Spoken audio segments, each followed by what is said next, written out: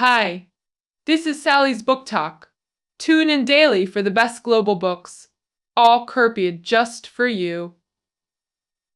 Today we're exploring the Apology of Socrates.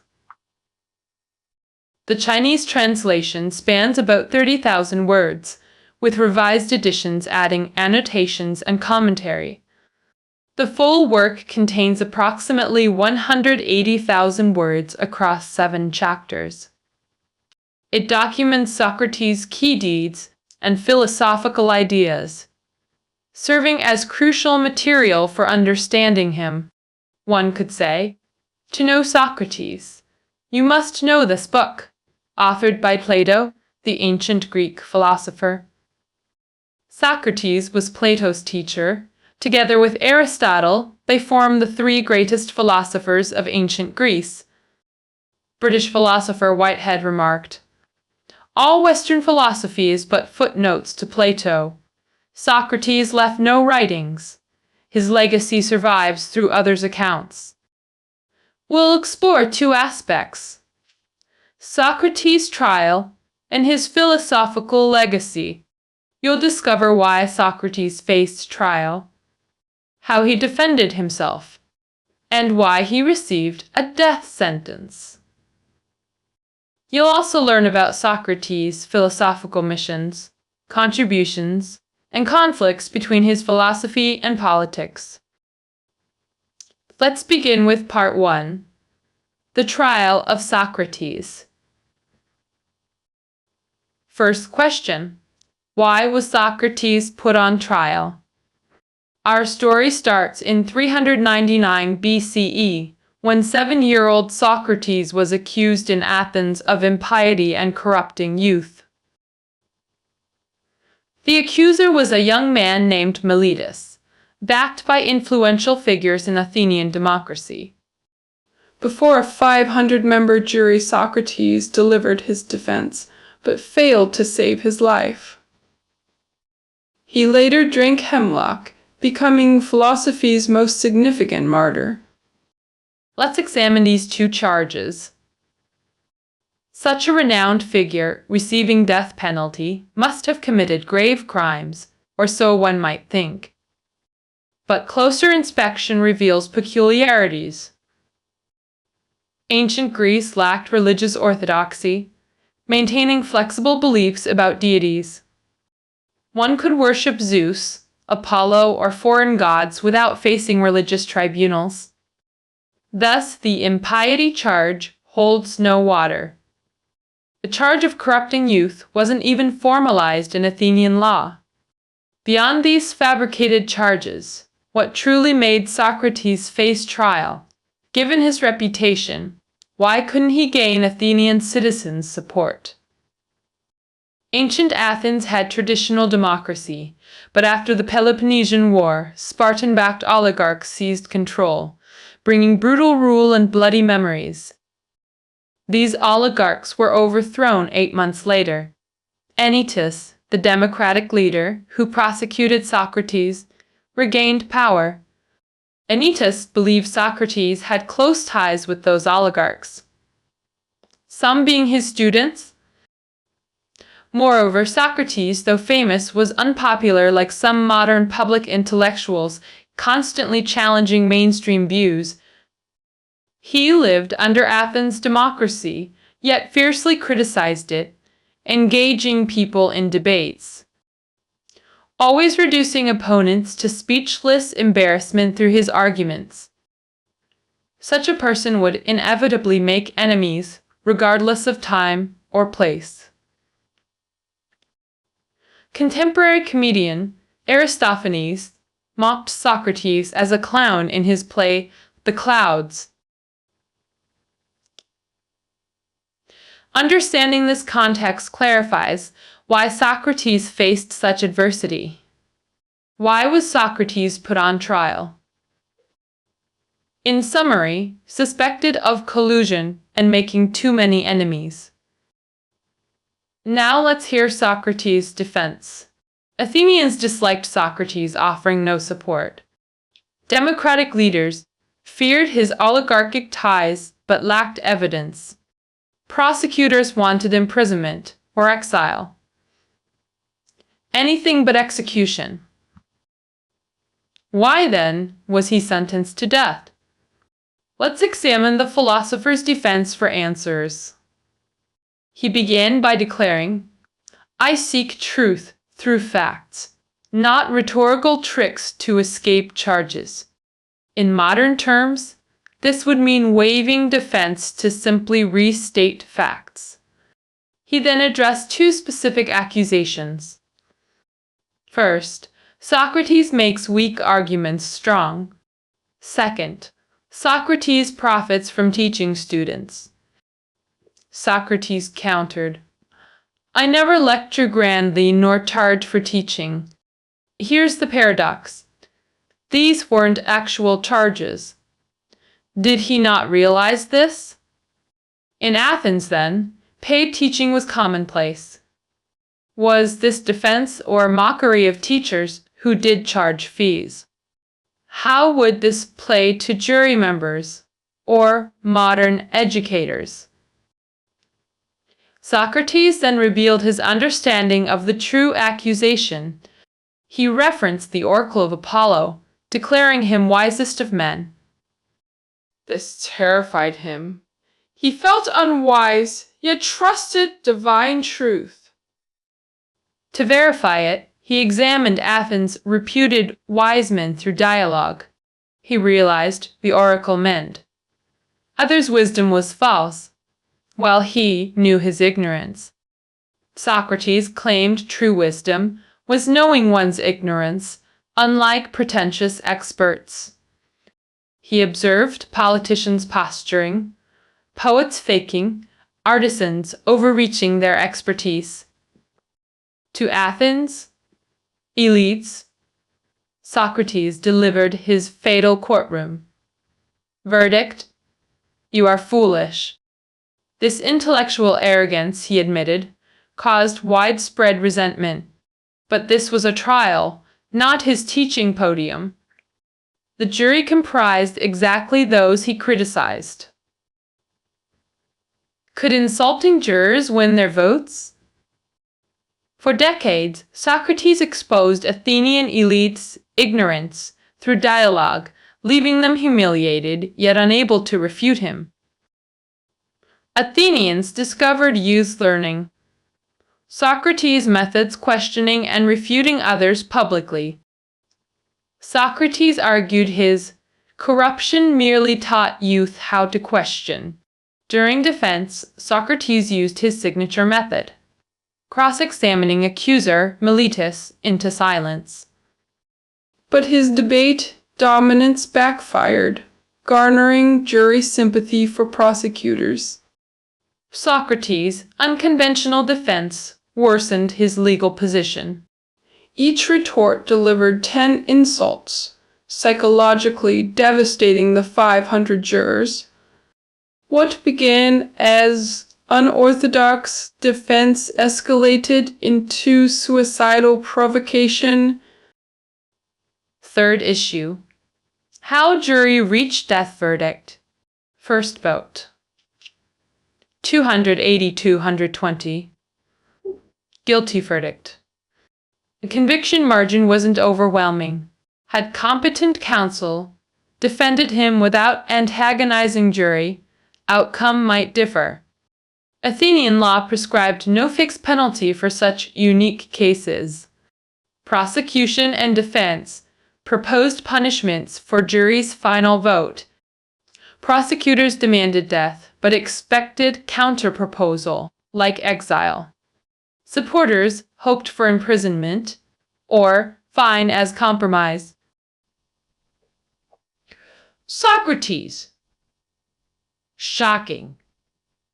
He suggested dining at Prytaneum as reward, an honor reserved for Olympic champions and war heroes. Socrates insisted. His civic contributions warranted lifetime dining at the Prytaneum. Would the jury accept this seemingly absurd proposal? Obviously not. Socrates conceded. Out of respect for law, I'll accept existing penalties, though all are unjust. He proposed 30 minus fine, equivalent to his friend's combined wealth. This could buy 60 cows or a decent house, an immense sum for poor Socrates. Athenians, enraged by his defiance, ultimately chose death penalty. After final speech, Socrates awaited execution in prison. Crito offered a escape plan, but Socrates refused, choosing lawful death. This raises questions. Was this philosophical suicide? Why choose this path? Understanding his philosophy reveals the answer. What were Socrates' philosophical missions? As others said, he brought philosophy from heavens to earth. Socrates described himself, "I'm no teacher, but intellectual midwife." Having examined child details, let's explore his philosophical legacy. Cicero noted, Socrates brought philosophy into cities and households. What does from heavens mean? It signifies shifting focus from cosmic origins to human virtue and ethical living. Earlier philosophers debated, what constitutes the universe? How is world structured? What causes natural phenomena? Socrates transformed these into ethical inquiries about justice and governance. We mentioned Delphi's Temple of Apollo, where the oracle declared Socrates wisest. The same temple bore the famous maxim, "Know thyself." Socrates popularized this wisdom, enlightening generations. How did Socrates interpret this? He humbly stated, "My only reputation stems from wisdom." What kind of wisdom? Perhaps mortal wisdom.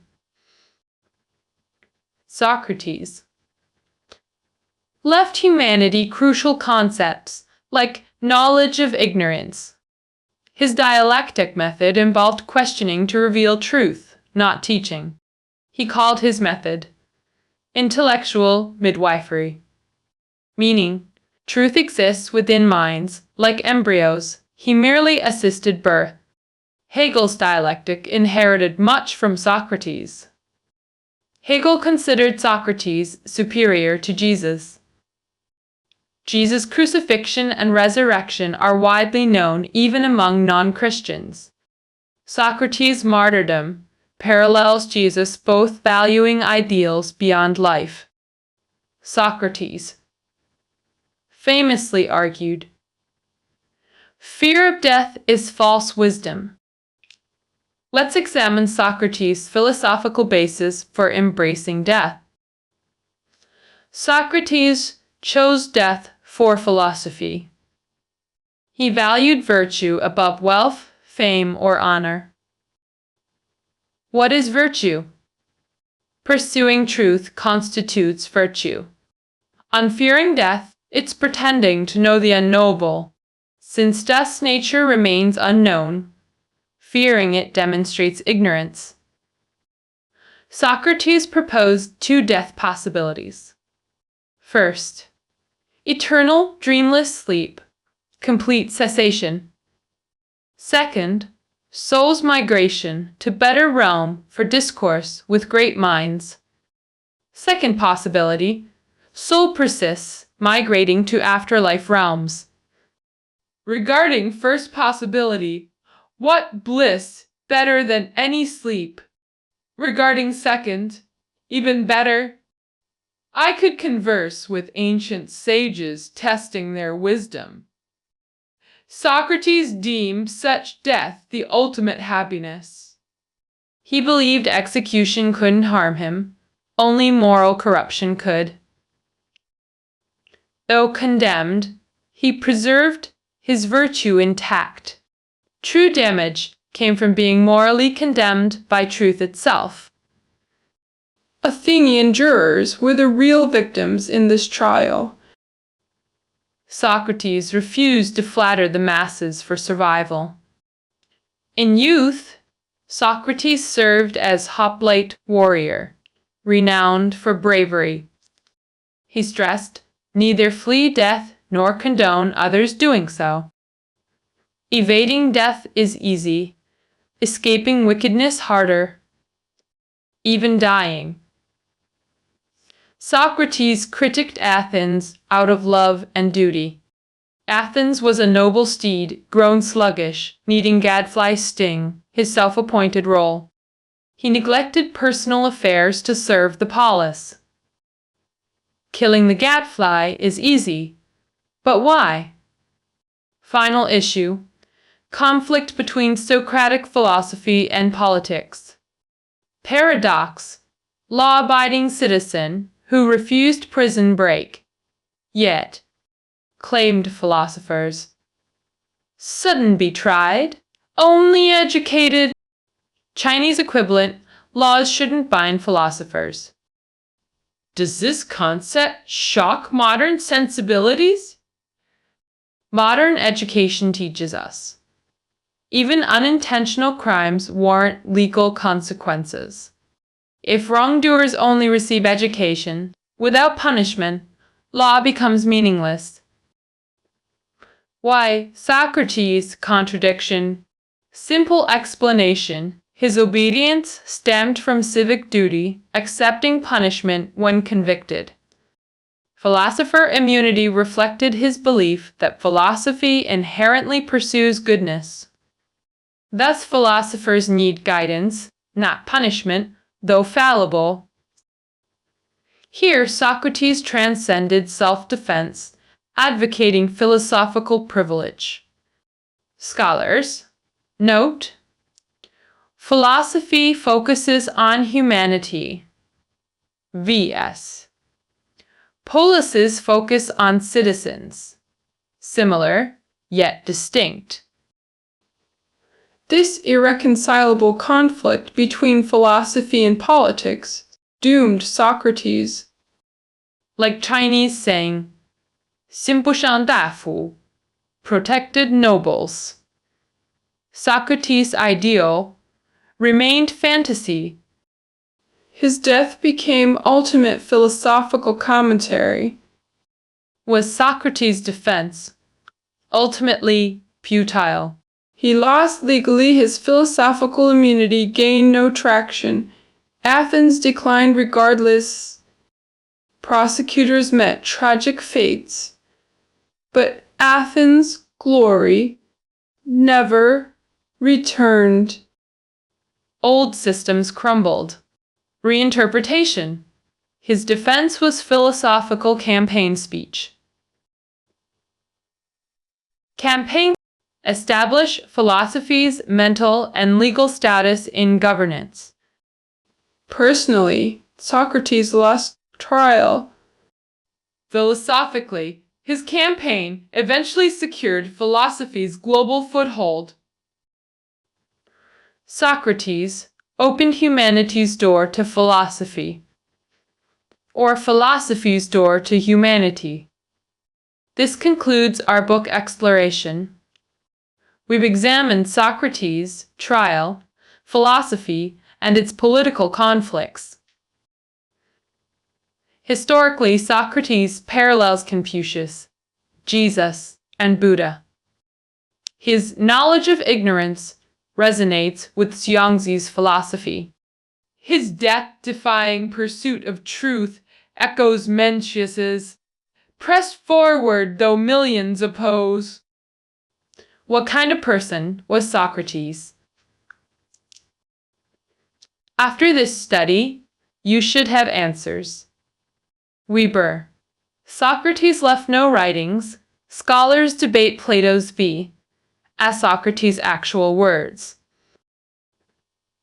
We answer with Socratic wisdom. The unexamined life isn't worth living. Life's value comes from examining self, world, and knowledge. Through this process, we approach truth, shedding errors. Reading this book requires Socratic examination, his own method. Apply this method to examine life and pursue better living. This was Socrates' ultimate wish. That concludes our analysis. Find notes below. Until tomorrow.